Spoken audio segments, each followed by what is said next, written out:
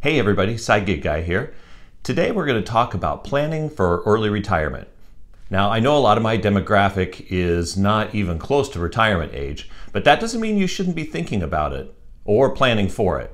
And for those of you out there that might be approaching that date, this is going to be good information. I'm just going to walk you through experientially what I've been doing because I now am early retired.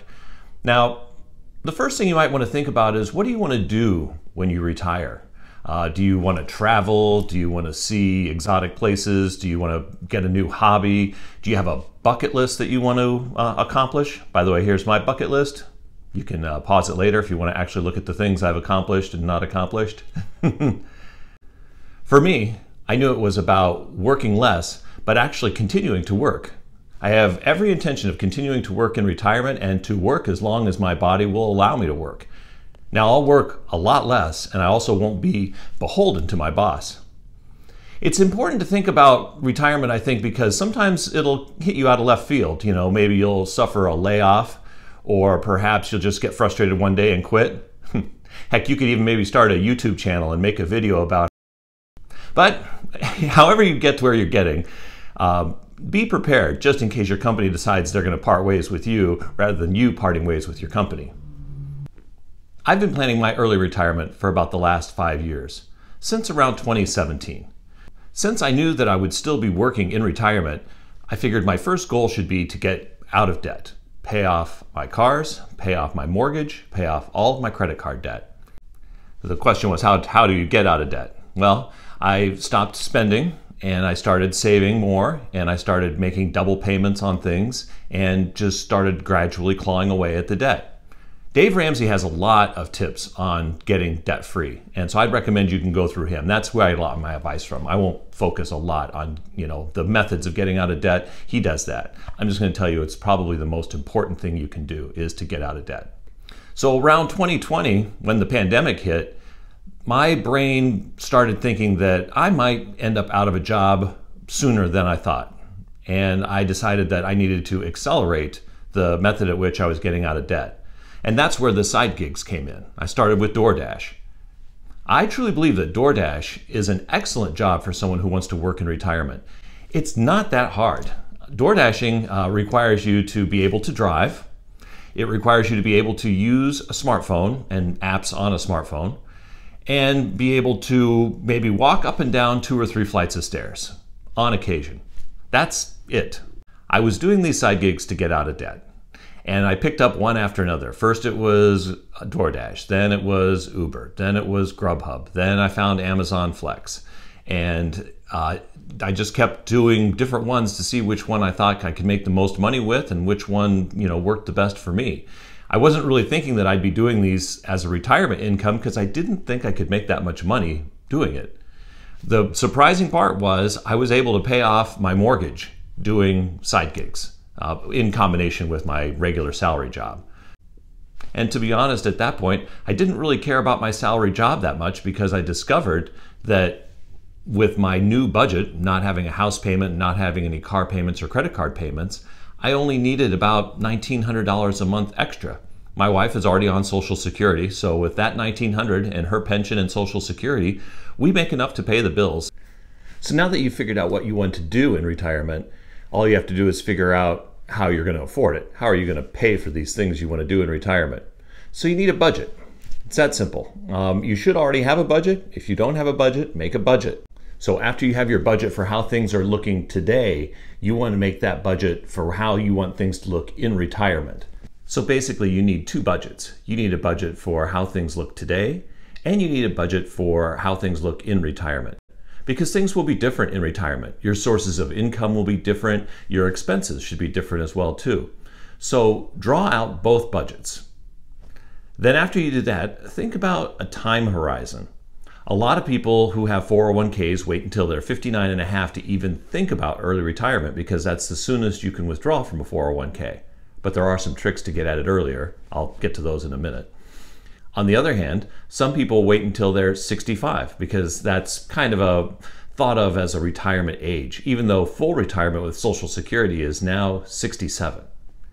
The years for Social Security to think about are 62, that's the earliest you can take Social Security, and then 67, that's truly full retirement age, and then 70. 70 is when you can maximize your benefit and actually get the most out of Social Security. You'll get the largest monthly payment if you can wait until you're 70 to claim Social Security. Other income sources, though, could be things like investing in real estate and being a landlord, side gigs, like your side gig guy buddy here is doing, or other jobs that are in retirement. You can Google it. There's tons of things that you can do in retirement to make money. However, it could be that you're in a situation where you've stashed away a lot of money in either a retirement plan, a 401k, and you really don't want to work and you want to just live off the interest, so to speak. That's cool too. Just make sure that you incorporate that into your budget, how much money you'll be withdrawing from your savings each month to cover your expenses. Good. So now we have our budget now, our budget in retirement, we have our time horizon, and we have an idea of what we want to do when we retire. So now you put this plan into action. Let's talk about flexibility. In retirement, you kind of want to do what you want to do. You've spent your whole life, working, listening to your boss, showing up on Monday at 8 a.m., leaving at 5 p.m. on Friday, and just being in a strict schedule type environment. And you needed to do that because you needed to keep money coming in to pay the bills. Well, in retirement, all that's changed. In retirement, the number one thing that retirees want is flexibility to do what they want to do. They've worked their whole lives and now they want to be the boss. They want to do what they want to do. That's why I like side gigs so much, is I have ultimate flexibility. Flexibility isn't always just about income either.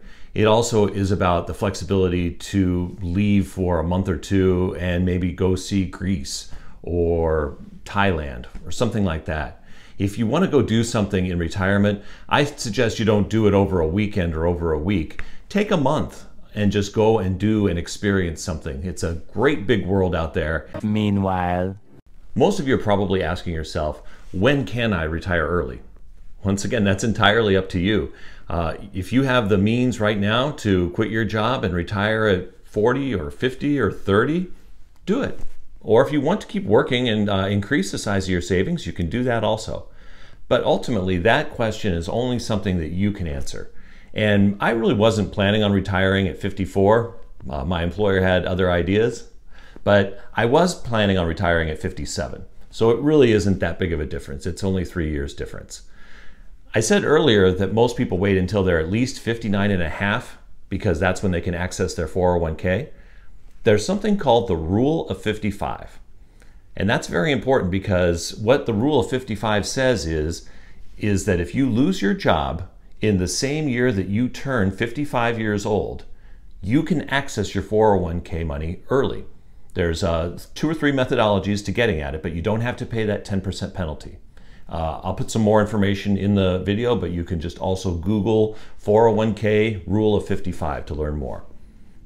So don't think you have to wait until you're 59 and a half. If you want to get at your money early, all you have to do is find some way to lose your job. Okay. I was talking earlier about the income deficit. What's your budget shortfall, the money that you need to make up? When you make your retirement budget, you need to plan on when you're going to start taking Social Security. I mentioned before 3 key dates, 62, 67, and 70 years old. There's a website that you can go on right now. It's my Social Security website. I'll put the link here on the video. And what you can get is an estimated payment for if you retired at 62 versus 67 or 70. In fact, the slider allows you to pick any age you want. So that's a very useful tool in planning your retirement budget and helping you figure out your age timeline, when you're actually going to pull the trigger. Obviously, as you get older, the amount of money that you're going to get increases up to 70 years of age. But remember, let's say you're like me and you stop contributing to Social Security for the most part at age 54.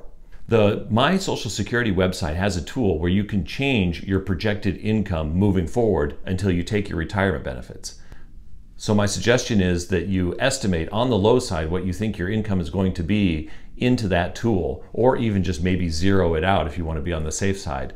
That way, if you're retiring and you're not going to take your benefits until you're 67, but you're retiring at 60, it doesn't assume for that 7 years worth of time you're actually contributing to Social Security. That will change what the amount of the payout is fairly dramatically. Last thing I want to talk about with you is taxes. So every state in the country is going to treat you differently in retirement with regards to your taxes. In some states, there's a lot of advantages to retirees when it comes specifically to taxes, but there's trade-offs as well. For example, you might think Florida is a great state for retirees. They don't have any state income tax, but there's other things in Florida that cost more to offset that. So rather than bore you with every single state in the country, just do your research. And if you have it in your means to live someplace else that's maybe more friendly to you, it's something to consider. Research how you will be taxed in retirement. Some states will tax your Social Security benefit just like it was regular income. So that's not a good thing, in my opinion. I would want to move to a state where when I'm retired, I don't have to pay state income tax on my Social Security. Also look at property taxes. In some states, like Georgia, for example, you can get a lot of your property taxes reduced once you pass a certain age threshold, like 62. So that's something to look at also. Are your property taxes influenced by your age in the state that you live in? There are a lot of factors to think about, especially with regards to moving. And if you're not comfortable with relocation, then stay where you are. But you should at least know what to expect with regards to taxes in the state that you live in. And maybe you want to think about moving. So that's pretty much it. Just a little bit of insight into early retirement. Sometimes it can blindside you. Sometimes you can plan perfectly for it. But I think it's important to understand Social Security and how much it's going to pay you and at what age. And knowing that will help you put together your age timeline for retirement. And of course, having a budget for what you're paying now and a budget for retirement is very important. And hopefully you can make it so that that budget for retirement doesn't include any debt, payments. We've got a lot of new subscribers to the channel, so I just want you all to know that I make videos on early retirement. I make videos on side gigs like DoorDash and Uber. And I also just will do funny videos about traveling and going to other places and things like that as well too. I hope you enjoyed watching, and if you have, please like this video and subscribe to the channel. I'd very much appreciate it. Thank you.